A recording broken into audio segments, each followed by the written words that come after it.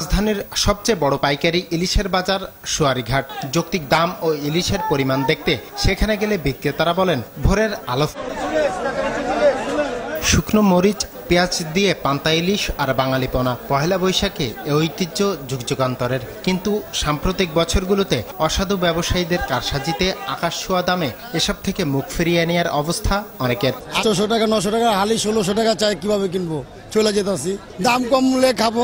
তো এক হালি ইলিশের দাম 48,000 টাকা, আমি কোনোভাবেই কিনতে পারবো না। সুতরাং এই বৈশাখে আমাকে ইলিশ মাছ না খেয়ে থাকতে হবে। রোটার আগেই ইলিশ শেষ, আছে কেবল জাটকাপ। সেগুলো দাম হাঁকালেন 2 থেকে 8,000 টাকা হালি। বৈশাখের জন্য দামটা একটু বেশি বাড়ছে। এক মাস আগে 200 টাকা বিক্রি হয়েছে, 200-250 টাকা বিক্রি হয়েছে। সুয়ারীঘাটের ইলিশ খুচরা বাজারে পাওয়া যাচ্ছে, রাজধানীর কারণ বাজারেও। তবে দামের ক্ষেত্রে তারা আরো এক কাঠি সরেস। বিক্রেতারা এক হালির দাম হাঁকালেন 48,000 টাকা। বললেন নদীতে মাছ একেবারেই নেই। 48,000 টাকা হালি বেচছি, 10,000 টাকা পিস। যেরকম কিনা আনে তেরকম ব্যস্ত আছে। হাতিরপুল বাজারে জাটকা আকারের মাছ একধাপ বাড়িয়ে বিক্রি করা হচ্ছে প্রতিটি 2,000 টাকা। তবে সংরক্ষণ করা মাছ পাওয়া যাচ্ছে 800 টাকায়। ভালো রাখছি, দাম কইতাছে না।